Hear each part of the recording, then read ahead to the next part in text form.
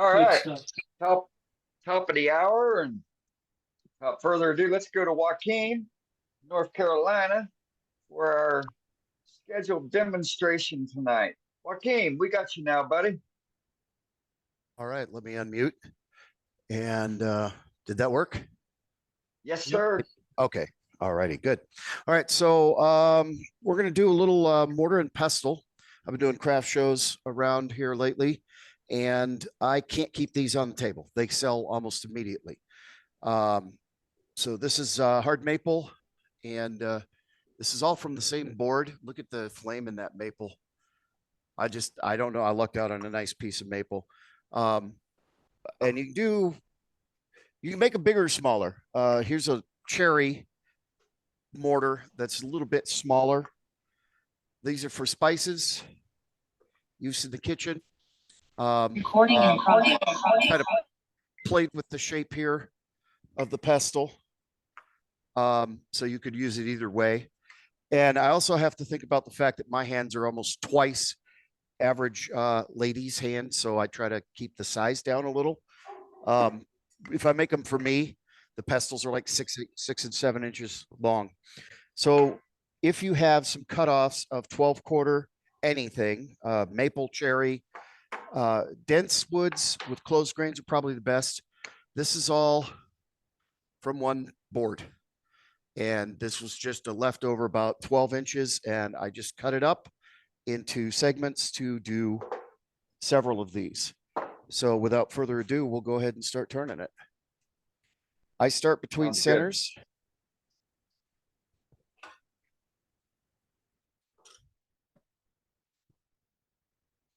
And the reason I do this is it flows faster this way rather than trying to do some kind of a glue block or anything.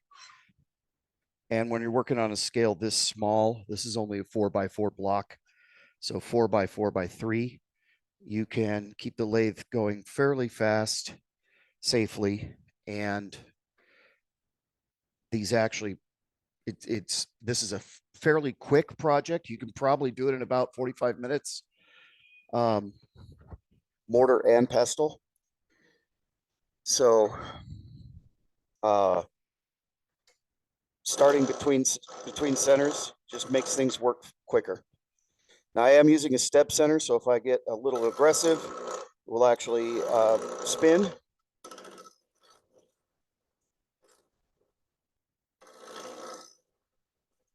And I always like to start the shape as I am forming it. And you'll have to excuse me, my gouge is not happy tonight. I'm reworking all my sharpening techniques.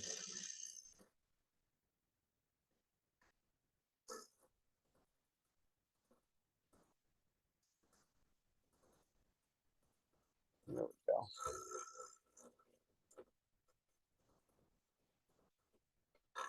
So I like to turn the corner here, soften this, and I like to start from square and work down to round because I get the maximum diameter off that blank if I do so. Whereas I found if I am cutting a blank round on the saw, well, first of all, I'm a wood turner, not a sawyer.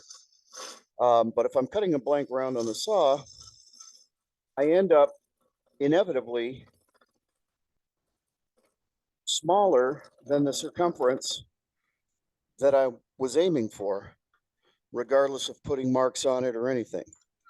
I've found that for me, if I start from square and get it round, I always end up with the maximum outside diameter.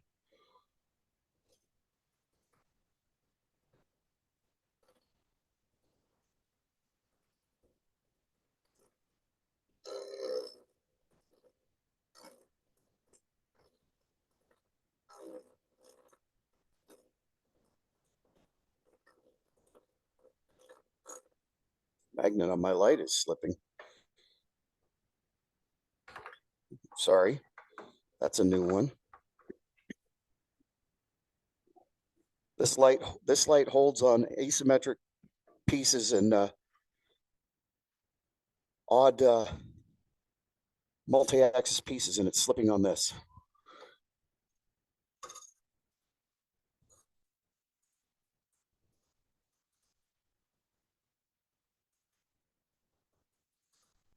So you can hear how far I am around as far as how far up the vessel.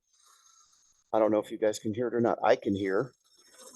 So I'm starting to come into corners here.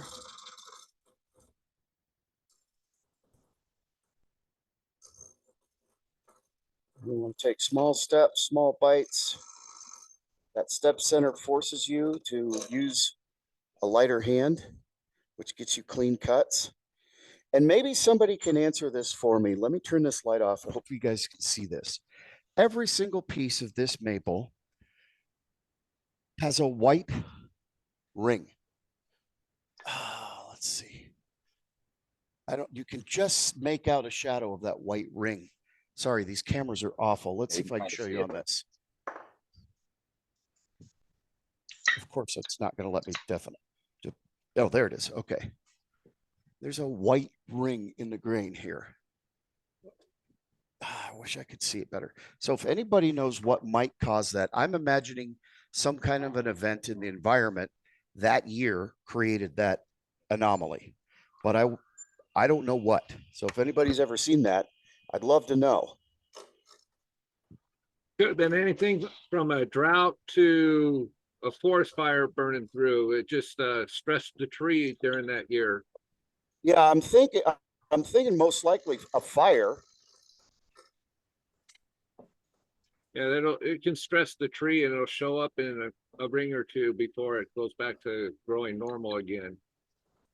I just think it's really unique that this particular board, and this came out of a slab, a 12-quarter slab by, I think it was 6 feet long.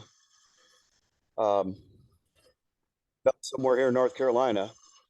And I thought it was very unique that this entire piece of wood has a white ring in it. This is hard maple, sugar maple. I like to use maple and cherry primarily for kitchen items because it has got closed grain, which helps with the water resistance.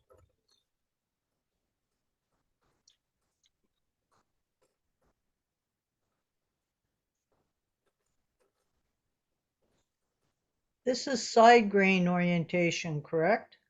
I'm sorry, say that again. That's side grain Yes, orientation? this is side grain. I've made a mortar and pestle end grain and immediately threw it in the burn pile. It just did not, even though I leave you'll see, we're going to leave the base about a half an inch thick because you're grinding. This is a tool. This is a grinding tool. So you want a heavy base. But even though that base was that heavy, when I went to treat it with pure tung oil to seal it, the tung oil ran straight through, and I would have had to set and soak it for. I would have had to put a lot of tung oil in it end grain. It just wasn't. It wasn't going to come out. Now, you could probably do like a tall base end grain, and it be effective and water resistant, but side grain seals easier. All right, we're almost there.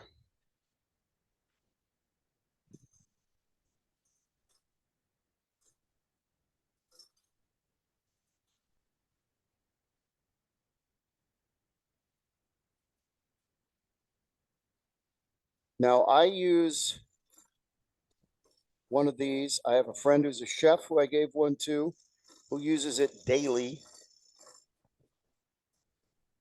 to grind spices. Grinds peppercorns in it, grinds sea salt down to a finer grind with it, and he swears by it.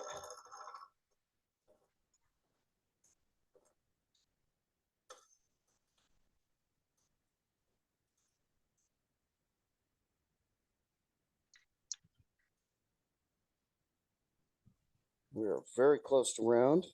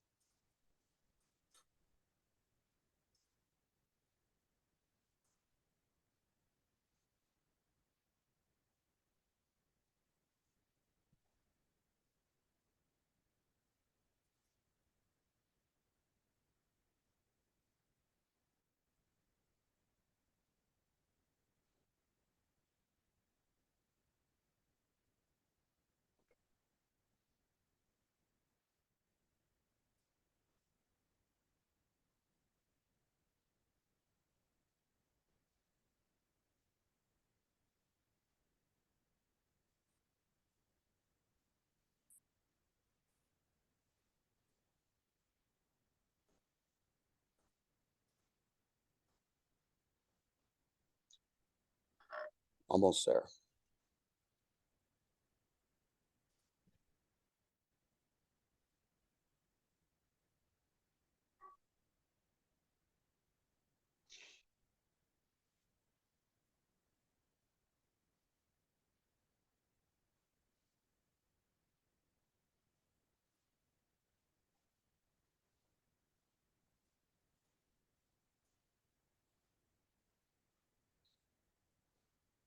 All right, we have a tiny bit of a flat spot.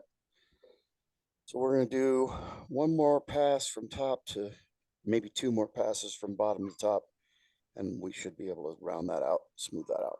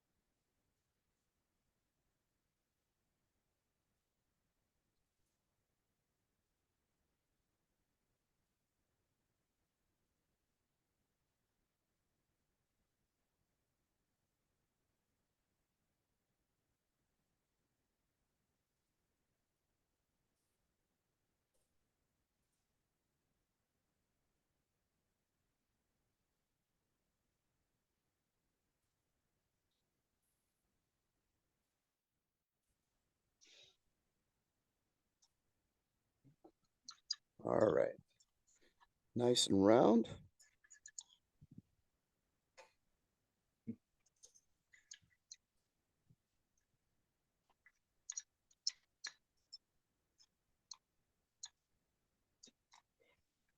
Smooth this corner a little bit, and we'll go ahead and put a tenon on it. I like to use a tenon on these. It allows me to finish the bottom pretty cleanly. Hang on a second. My pencil decided to escape me. Let me grab my other pencil. Show you a little trick. I learned this from Phil Anderson on the Shady Acres workshop.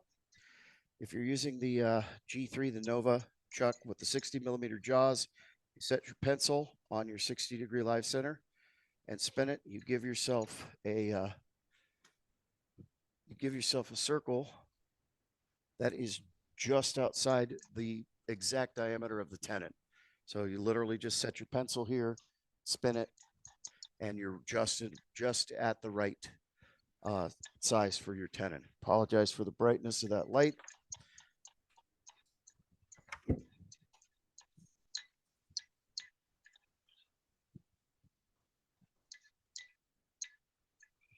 So I like to go ahead and undercut a little on the base while I'm forming the tenon, kind of set that shape.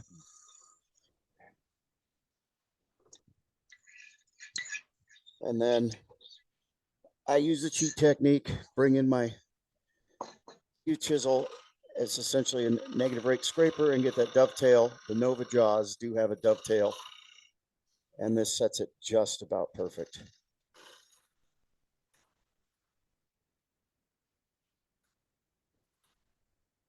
So at this point, we can sand the outside. I'm not going to bore you with sanding. We all know how to do that. I sand through 400 grit on the outside. Then I use Brad's Workbench sanding paste.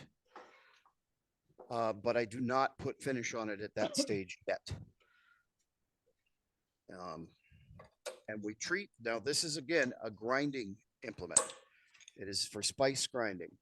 So I treat the inside differently than the outside. The inside does not get finished to the same degree as the outside because you want some degree of coarseness in there. You want the spice to be able to catch, not just slide around. So I'm going to hollow it, but when I sand it, I only sand it to 240 grit so that there's some texture in there.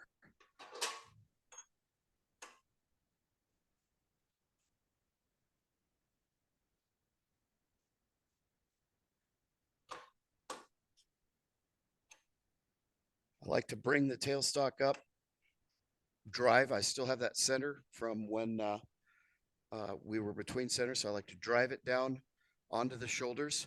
We get a really, really good tight bond between the shoulder of the jaw and the shoulder of the piece.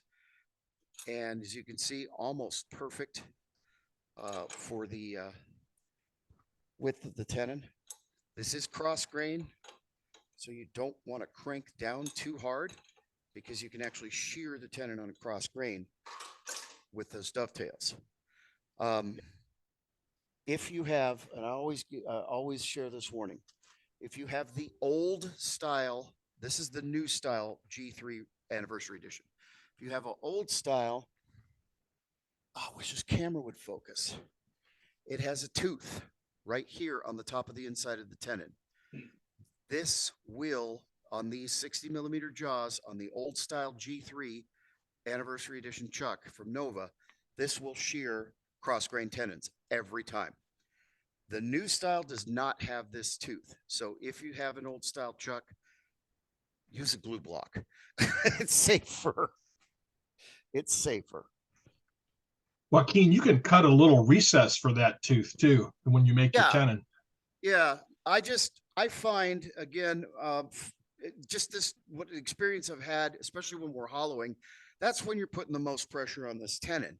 If you have a little notch in there for that tooth, although that tooth may not be touching, you're still weakening your tenon a little bit further.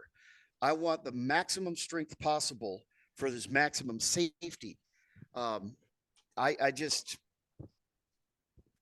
found these jaws to be safer. And if I have a doubt, like if this was spalted, I would probably use a glue block just for safety's sake. I've had some very nice pieces that almost didn't make it off the lathe because I was using the other chuck jaws and wasn't thinking about it, and they sheared tenons on me. So just a word of warning, there are ways to work around it, absolutely. But I want maximum contact between the shoulder of the chuck and the shoulder of the piece. This edge will cut you. It is sharp. So the first thing we're gonna do is soften that.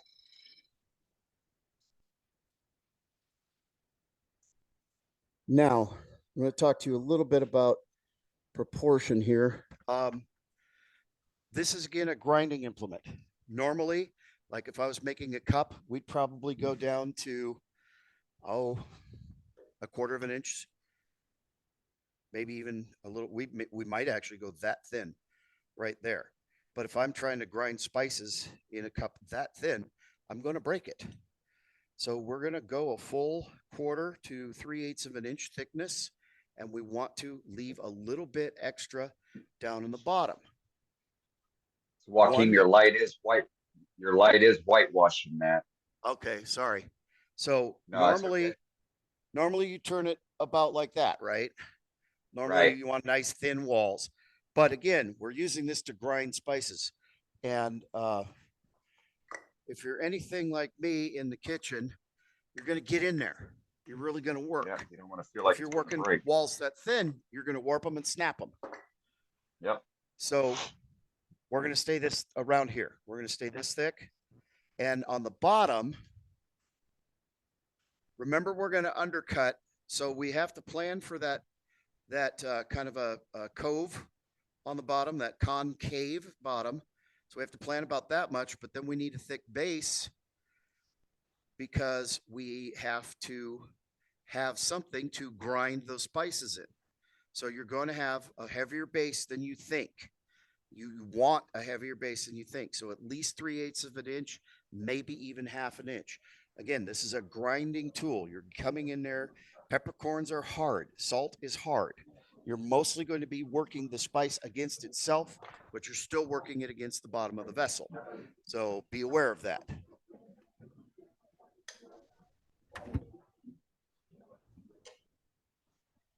A little bit high.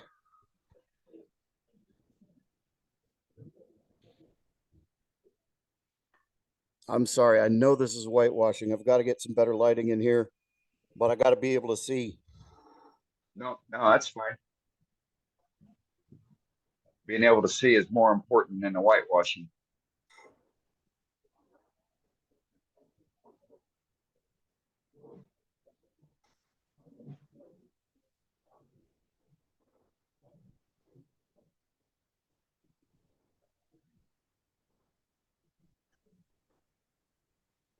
Now, hollowing this gets a little tricky the deeper you get, because this is a very deep vessel proportion wise, almost as deep as it is wide. We're used to hollowing shallow bowls. This is essentially a deep bowl.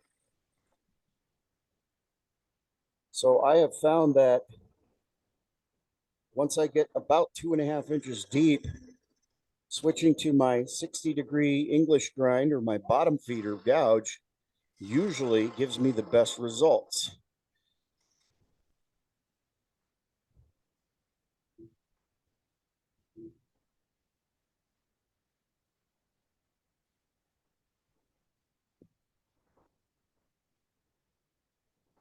Hang on, I got to sharpen.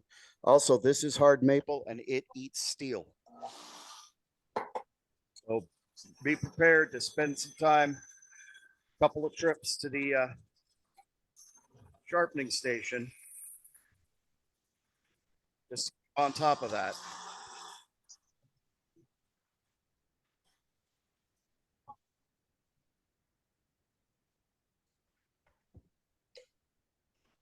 That's better.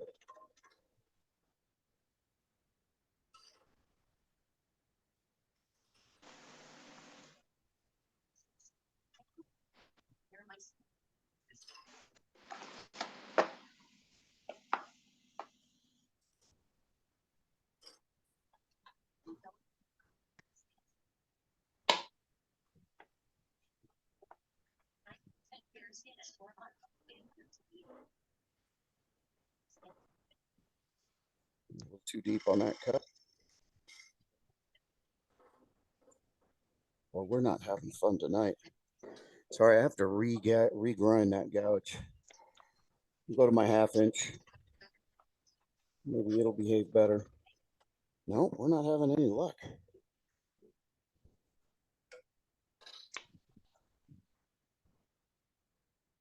40/40 is going to treat this good tonight.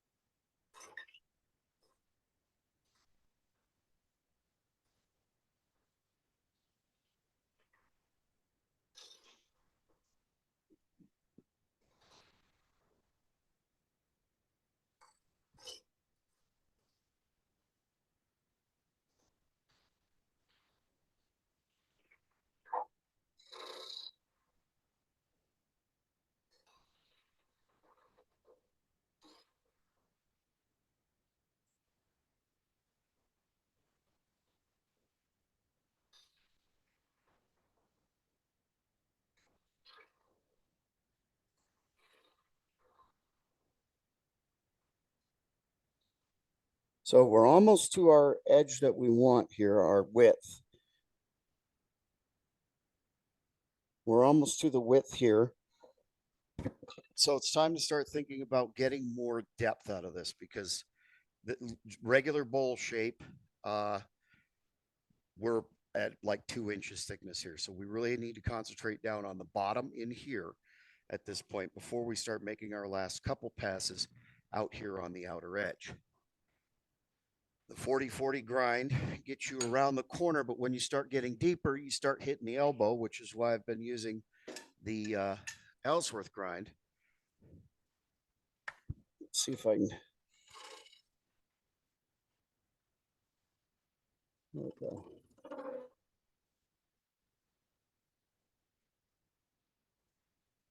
So put the heel of the gouge parallel to the outside of the piece.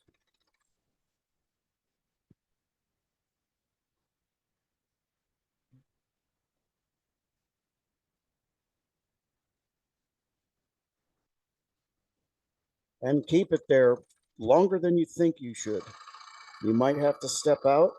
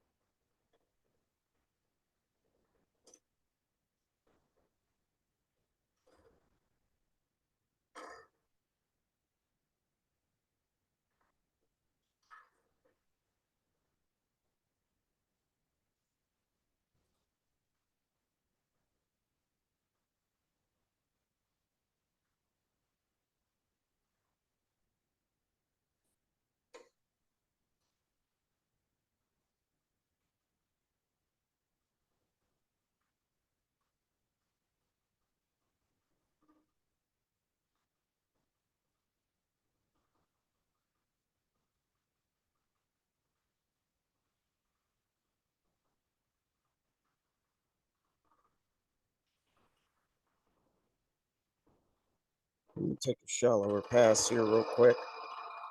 Get some of this bulk out of the middle.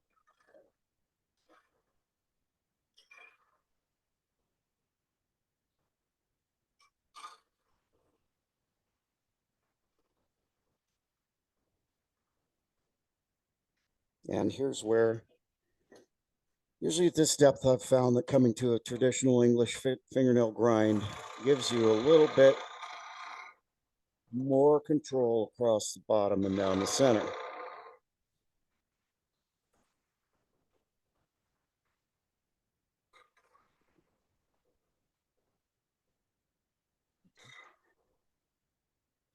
Now, one thing you need to remember as you're doing this, as you're shaping this, is that you want a hemispheric bottom of the bowl.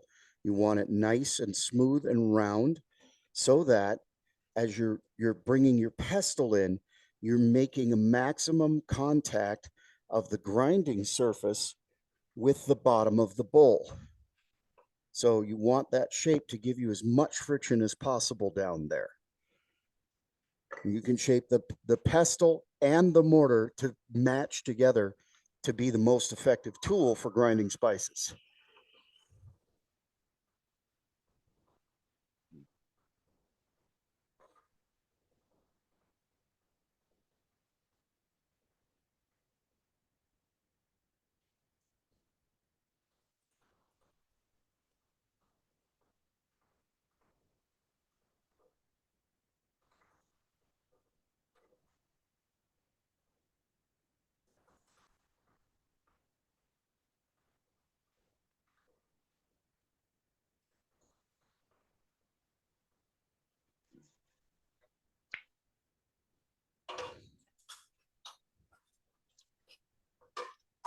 Okay, now we can start looking at the base and see how thick, how deep we are.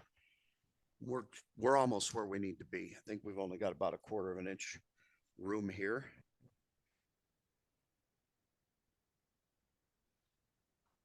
Yep, I'll show you that from the top so you can see. You can start to, I've made enough of these now over the past couple of weeks.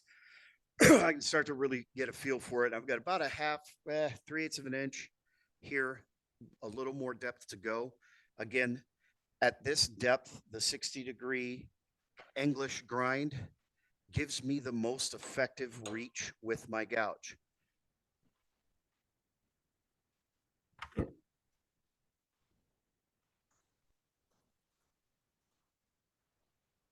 And it's well suited to just getting that nice, even roundedness.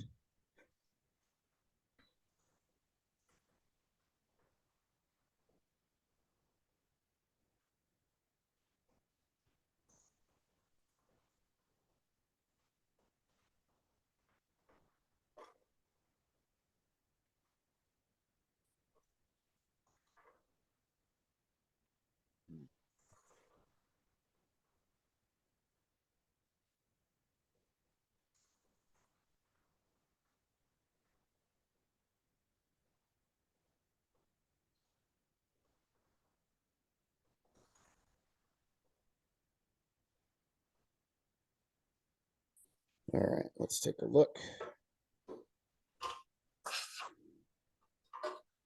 Feel for the shape.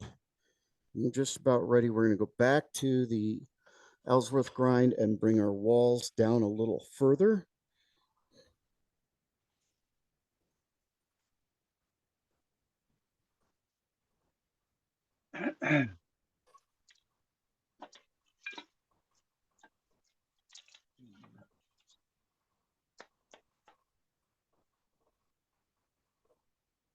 And that's just consistent thickness to a little bit more of a depth. You are going to end up heavy on the bottom. You want to end up heavy on the bottom, but you still need your walls to kind of come straight. Let's see if we can get final.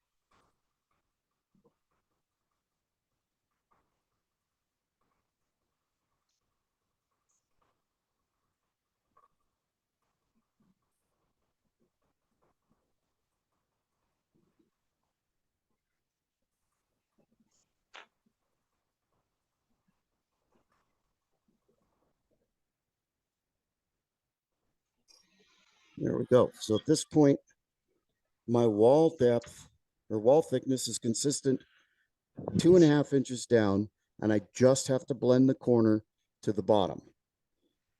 And for that, I'll go back to the 60-degree English grind, fingernail grind, whatever you want to call it.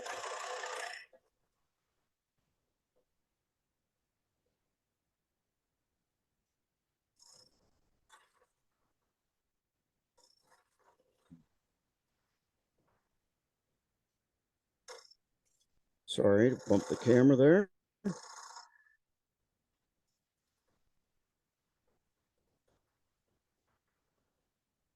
You just want to try to bring that around as smooth and consistently as possible, and it gives you a hemispherical shape on the inside bottom. Now, to finish that shape and really make it work well for mortar, I've found that a 3/4 inch bowl scraper works very well to give us just kind of that perfect pitch, if you will. I still got a little bit of a corner down there. Hang on just a second. See if we can get that corner.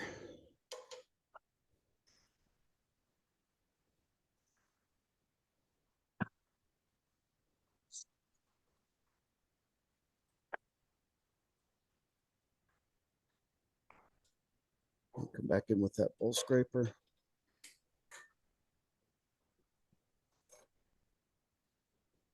There we go.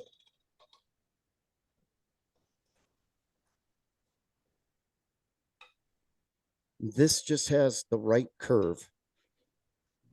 Nice.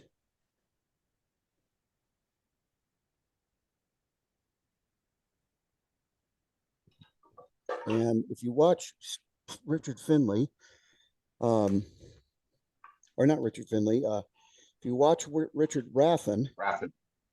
yeah, if you watch Richard Raffin, watch Richard Finley too. He's brilliant. But if you watch Richard Raffin, he takes his scraper and turns it up on an angle and makes a light pass and gets a sheer scrape.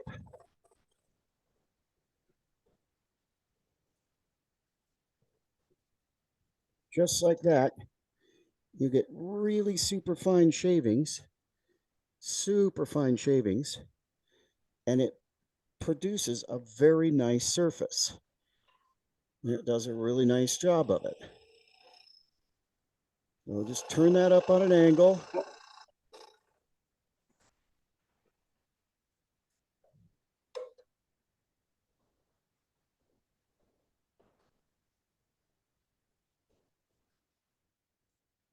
Just like that. And you should have a decent surface to sand, which we do. And the bottom, if you have a little bit of a nub at the bottom, take your scraper in underneath and just raise it up to the center. And that should give you a nice, and you can pull it out a little from there. That should give you a nice rounded center, no bump. And that's nice and clean. Now we're going to deal with this little edge right here. We'll just use a 3/8 inch spindle gouge.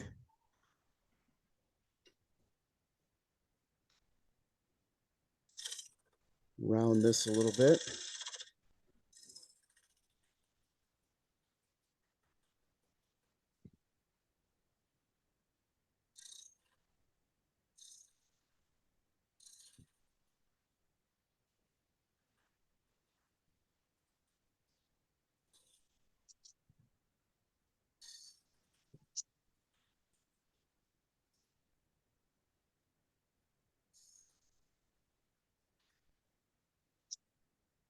Nice and smooth. Leads down in so that your spices stay in.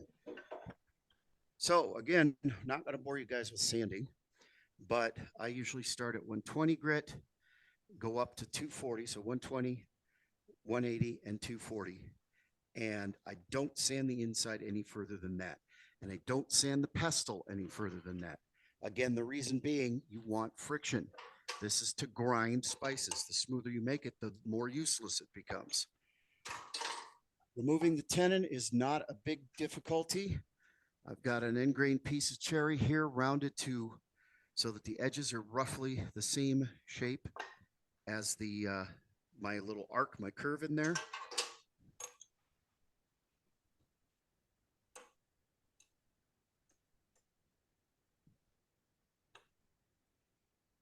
This is end grain, so you can crank down all you need to on it. You're not going to shear anything. You're just compressing the fibers.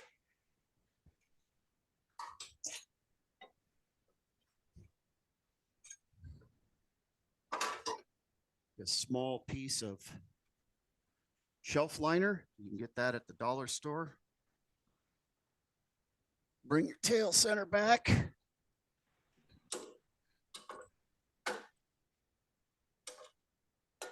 You still have your center from before. Now remember, we left that base very thick.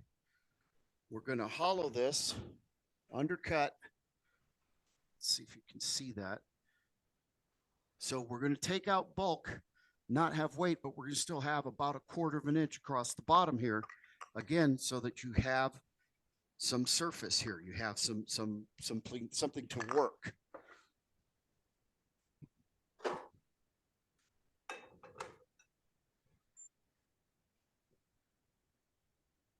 When you do this, when you set this up, you can tweak it a little left or right. A way to tell if it's straight, slow the lathe down, set your fingernail against the outer rim. And if it's consistent, you're straight, you're square up. It's not bad. Not bad at all. So you can actually feel if it's off a little. Let's see if I can get it off a little. If it's off a little, Here, how it's a little off. So then you just loosen this up, wiggle it around, and you can feel if it's even or not. So, but with this, you can getting as close. This is not perfect, but it's really close. Like it's not imperfect enough to make a difference. 3/8 spindle gouge, great detail tool.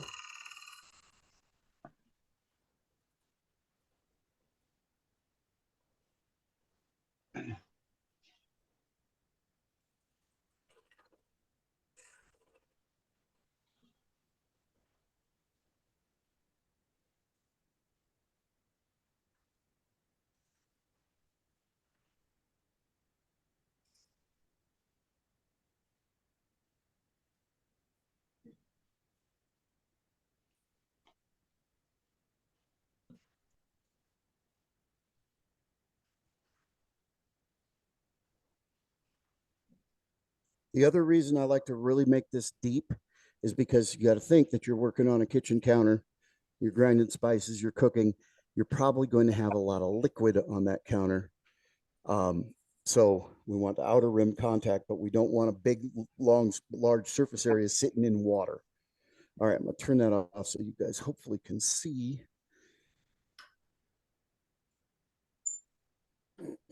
So we've got this down to about 1 inch across. We're going to pare away at it a little bit at a time, our little tenon, get it smaller.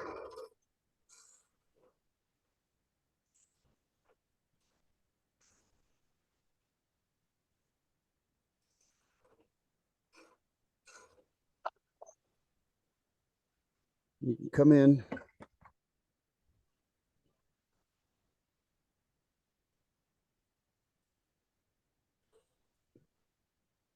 Kind of give it a dovetail.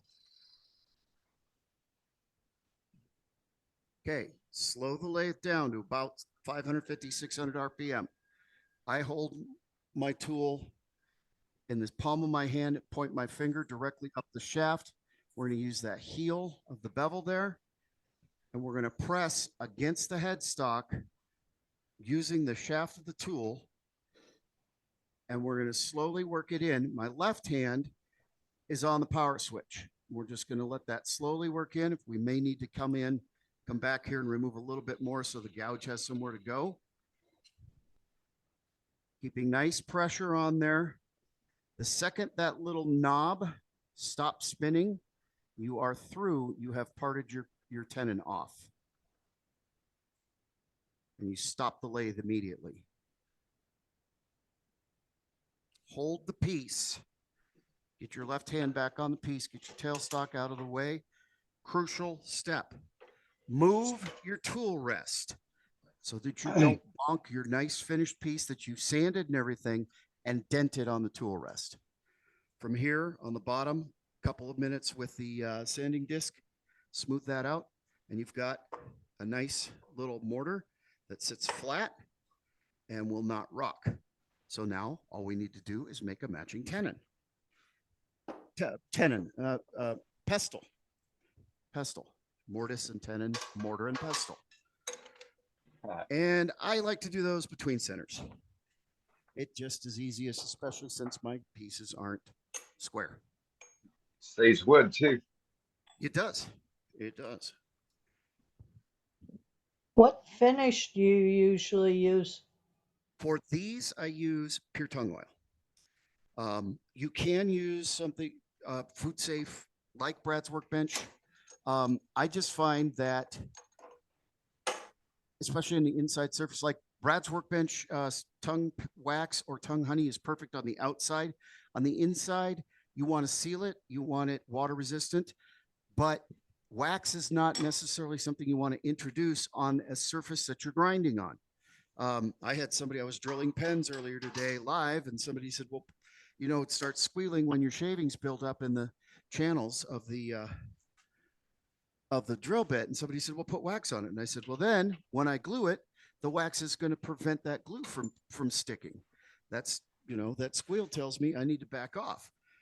Same kind of thing here. If we put wax in there, it's not going to grind as efficiently. So I just use pure tung oil. And since I'm using pure tung oil on the outside or on the inside, it just makes sense to just use it on the outside. It's a great finish. I don't know. Walnut oil, I guess you could use walnut oil. That's another polymerizing oil. I'm not sure. I mean, it's really up to you what you prefer and what you consider food safe finishes. What All right, this dimensions is in were- spindle orientation now. Same piece of wood, same board. and what size was this to start? This was about 2 by 2.5, not quite square. And it's 4 inches, 4.5 inches long.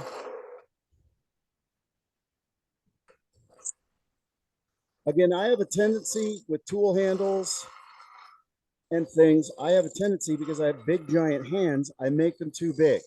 So I have to make a conscious effort to make it smaller.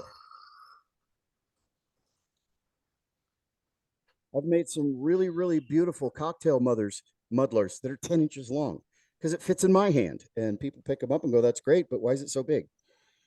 Lesson learned.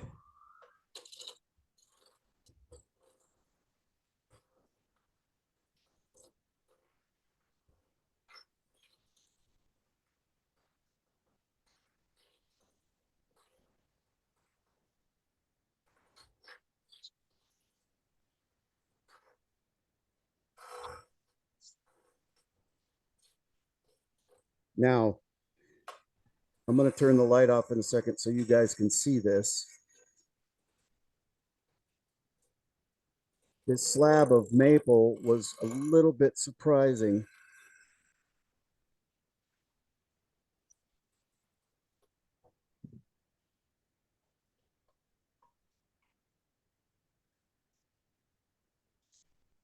See the flame? Oh yeah. So we had to, it's just, it was not sold as flame maple, but boy, I'll tell you, it's got plenty of flame in it. So it was kind of a neat, fun find. All right, we got a little bit of a, no, we got to come way down from this anyway. That's really thick. All right, so let's talk about pestle shapes.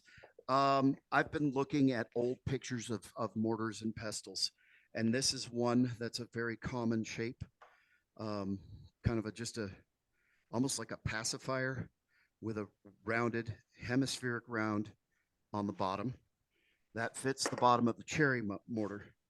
This is another one, and this is kind of a reversible. You could use it this way, and it's got that hemispheric, or you could use it this way with a larger head.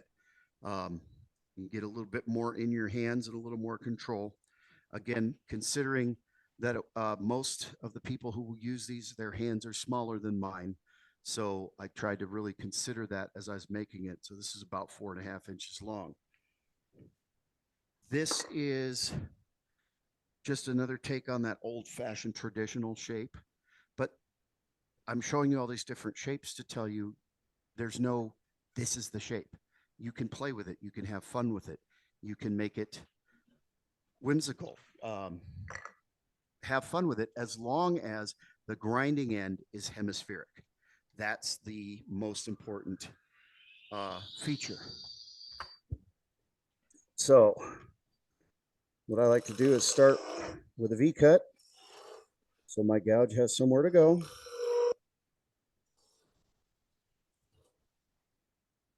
And I could start, this is 2 inches wide. I could start way out here so that I can start to see what the shape is going to look like.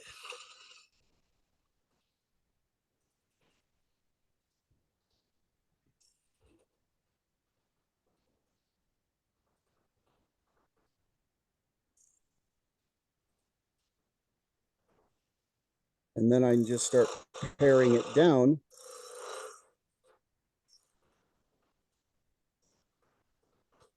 to get the width.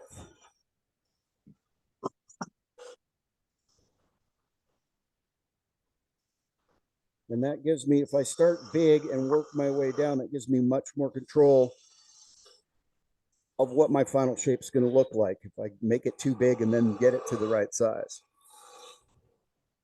but you don't have to start with a big 2.5 by 2 or 3 chunk. You can go down to a 1 by 1 if you want to, if you know exactly what your shape is. You don't have to waste as much wood as I am. But again, this is just all cutoffs. This came from the pile of the wood I haven't turned yet.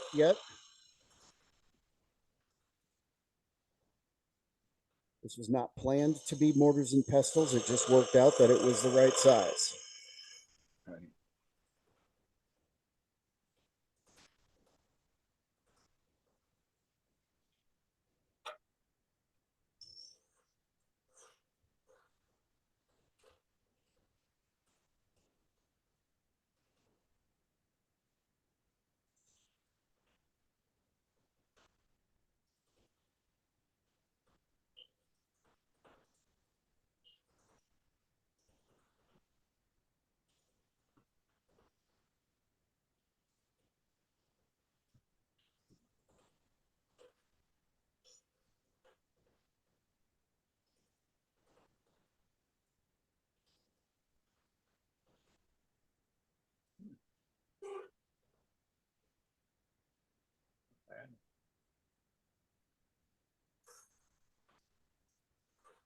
Go ahead and just make that a little bit smaller. So I don't have that sharp point.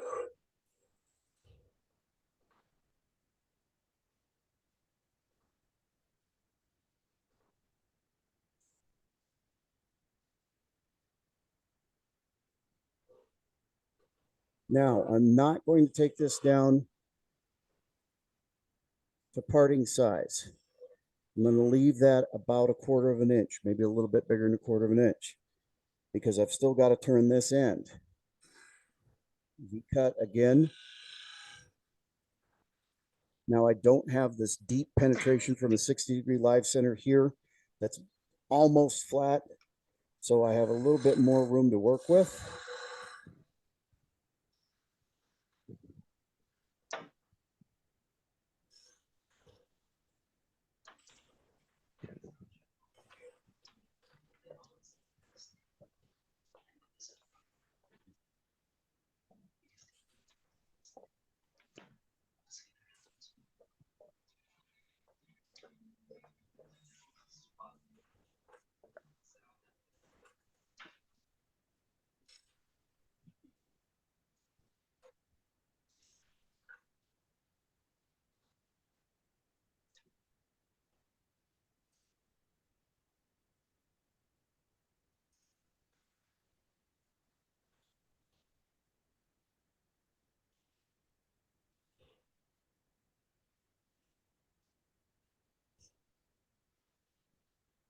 You absolutely can do this with the skew chisel. I'm demoing tonight, so I'm not going to break out the skew chisel.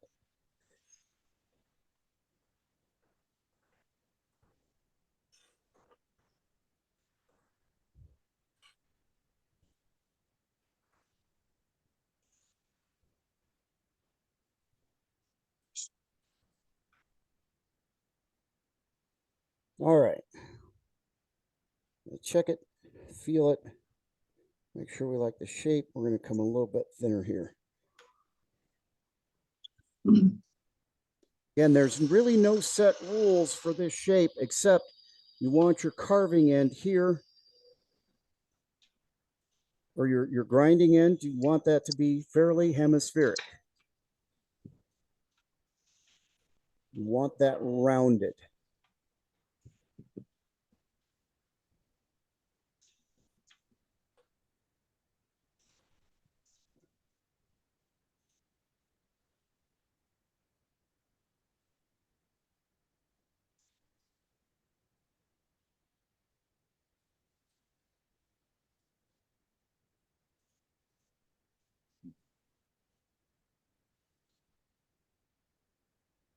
That feels good.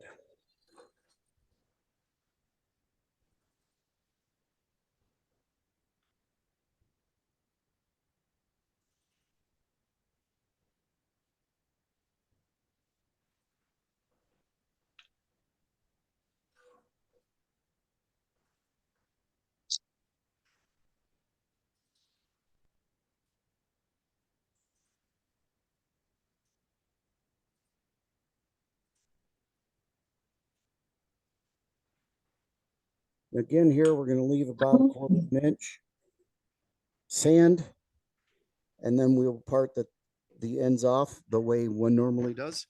What I'm going to do is part this end, and usually what I do is part this saw this end, and then I'll show you a little trick for sanding the ends and rounding it. But at this point, you would sand. Again, this is the piece. There's two reasons why I don't sand this past 240. First of all, you want that to have some kind of a grit to grind. But the other reason I don't is, again, we're in a kitchen, we're cooking. There's water, there's oil. You need to be able to hold on. And if this gets too smooth, that's 240 grit, and that feels, with pure tung oil, which is already polymerizing, that just feels slick as can be. That really has a really nice smooth finish, and I can see having trouble holding on to it if it gets wet or if my hands are wet. So I don't want to go much past 240 grit here. And on this surface, which is end grain, we want to have some decent texture so that it will actually grind spices. So functionally speaking, although we could make this really pretty and smooth and shiny, it loses, the smoother it is, the less functional it is for this application. So we'll part this end, and then I usually just use a little pole saw for this end, but I'm going to show you a quick and dirty trick for sanding the ball on the end. So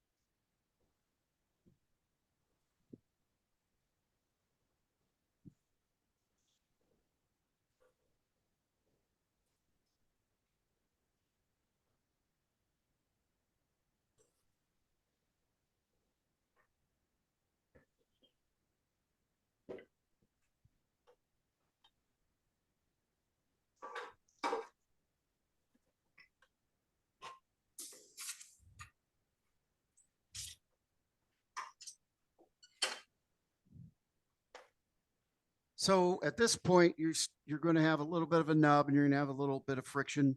You want to get rid of that, but how do you do it safely? And how do you do it with control? Normally, first thing you think of is, well, just grab the drill with the 2-inch sanding mandrel on it and go to town, right? But the problem is, first of all, your fingers are really close to that surface, and second, it's real easy for that drill to slide off, so you don't have a lot of control. We can fix that. Morse 2 taper. Now, if you're going to do this for a long period of time rather than a few moments once in a while, I highly suggest you get a piece of all thread long enough to go all the way through your headstock. And if you look on the inside of your Morse taper here on your Jacob's chuck, it's threaded. All thread will fit that. You want to run it all the way through your headstock, out the back. You want to put a washer on there and a nut, and essentially create a drawbar. I rarely do this, and I barely do it for very long. So I'm willing to accept the risk. But if you want to make that safer, put a drawbar through your headstock. All right, we're going to go with a piece of 180 grit sandpaper, if we can find it. Thank goodness I have an order for sanding discs on the way. Slow your lathe down. Sanding is a friction process. Allow friction to happen. Now here, I have complete control of the piece without having to worry about controlling the sanding disc. This is by far a safer way to get these little ends round and do anything you need to, if you need to do anything, than holding a drill and hoping it doesn't run out your hand and sand your skin off.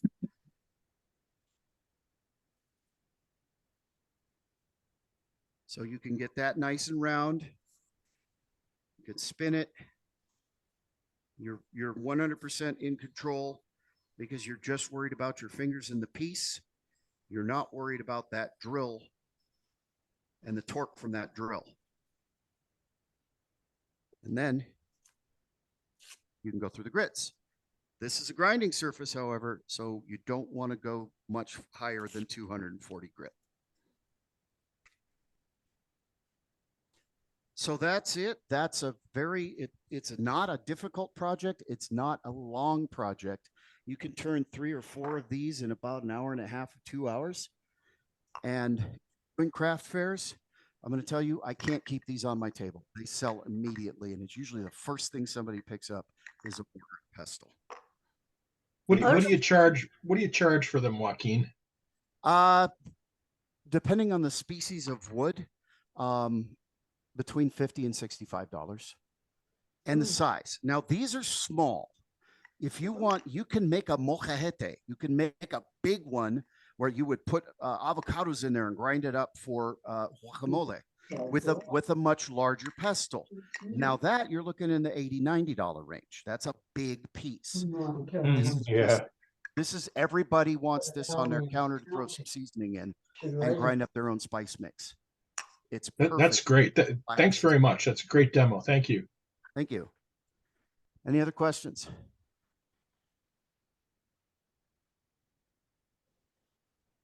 Great demo, Joaquin. Anybody else got any questions? Not a question, just good info there. Now I can't hear you because my air compressor just kicked on. It's funny. We can't hear it, but you can't hear us. Yeah, there we go. Hey, Joaquin, let me see your signature on that one again. It looked pretty cool. Hold it up close. Yeah, that's rad, man. That's Good it. Now job. you can't read it because his cameras are terrible. It says handcrafted by Joaquin Juatai, WataiWoodturning.com. And then that logo is WW with the oh hush, with the silhouette of my deceased service dog, my Alaskan Malamute. You hush. Right on, man. That's my Are sassy master. are you putting those on your laser? Are you doing that with the Yeah. laser? Yeah. I do that with the laser. Yeah. Lasers. The whole reason I bought a laser is to sign pieces. Yeah. I paid Did for you a use brand. that? You use that Lightburn, right? Did you use like that warp feature on Lightburn? Yeah. Use Lightburn. When you type a line, Munchie, quit. Stop. I know you're tired, but I'm working. It's bedtime. The Mastiff says, "Hey, what are you still doing out here?" Hush. On Lightburn, when you type words, boy, I wish I, you know what? Let me pull it up. I should be able to show you. Just a second. We'll do a screen share. Let me open Lightburn. Yeah, right on. I'm actually using Lightburn right now. You might see the blue reflection on the wall behind me. Yeah, I can't run my run my compressor and my laser or my bandsaw and my laser at the same time. It pops the breaker. All right, let me pull you back up and see if I can screen share, and I'll show you this because it's a really cool feature and it's right in the text tool. Screen share. Hang on, let me find the button here. I think it's that warp feature that they added sometime last year. I've got it. I just never have used it. Yeah, but there's so you can choose a warp. You can do warp, and you can also do text on a curve. Yeah, here. I got it up. Can you see the Lightburn? Yeah. Yes. Okay. So I want to type.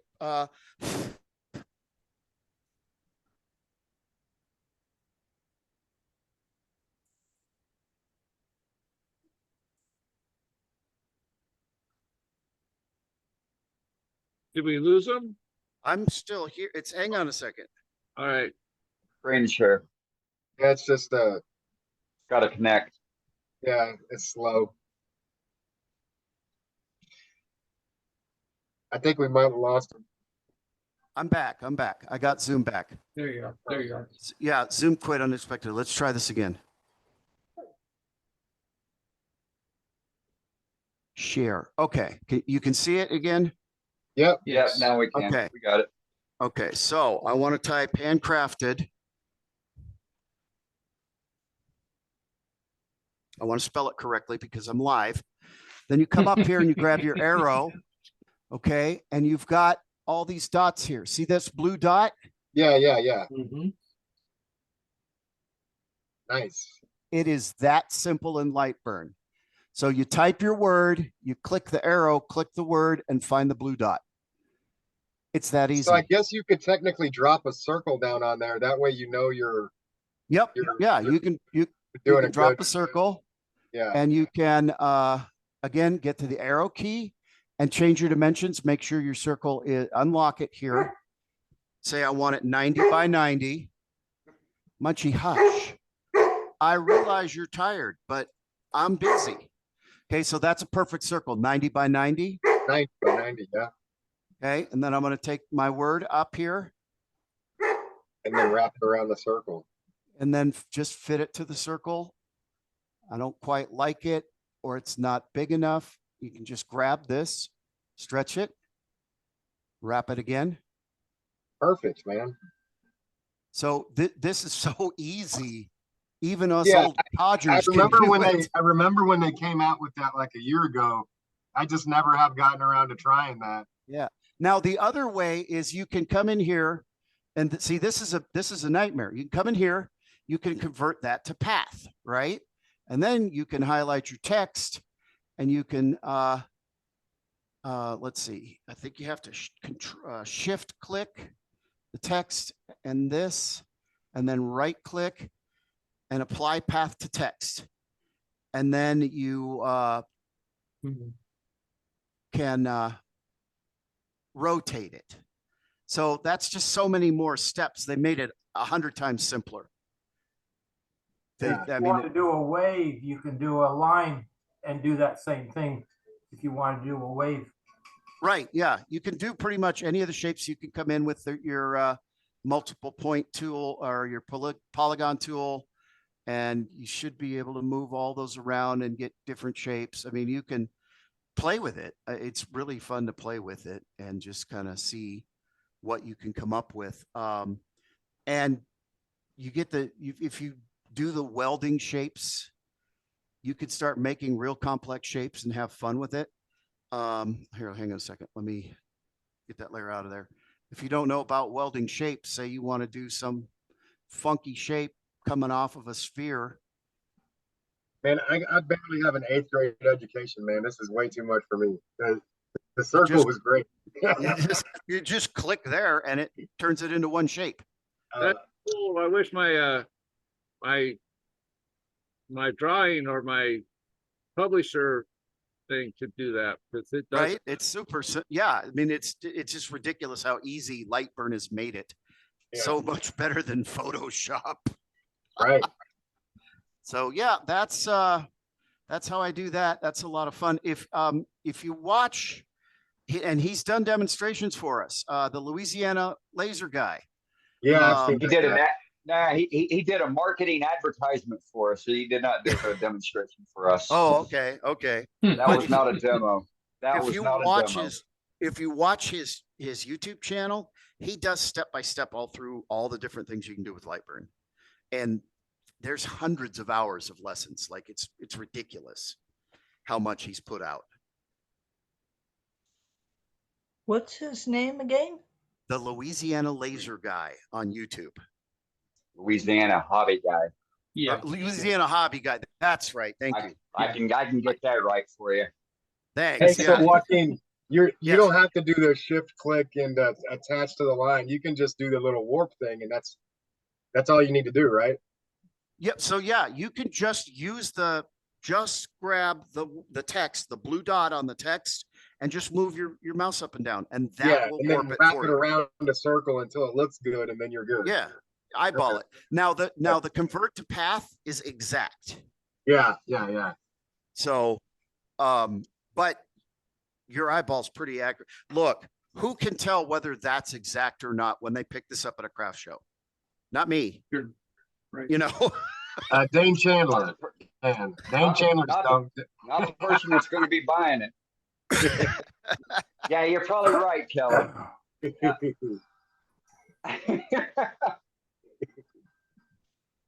any other questions? I think that was all of them. There was the one on the cost, and I think you answered the Ruby. You had a question on dimensions. Was that fully answered for you? Yes, he answered everything, and Okay. it was an All right, right excellent on. demonstration. Yeah, Nicely I will. done. First I it will was. It was caution you. Joaquin. I will caution you. If you're making a mortar, it needs to be deep. So I wouldn't use an 8-inch bowl blank that's only 8x3 or 8x4. If you're going to make an 8-inch mortar, it needs to be at least 5 or 6 inches deep. So keep that in consideration. When you're grinding spices, what you don't want is a shallow cup that's going to just spill it out all over your countertop. So keep that in mind when you scale these. That's all I got. Great job. Thank you. Right on. Thanks, Joaquin. Good job, Joaquin.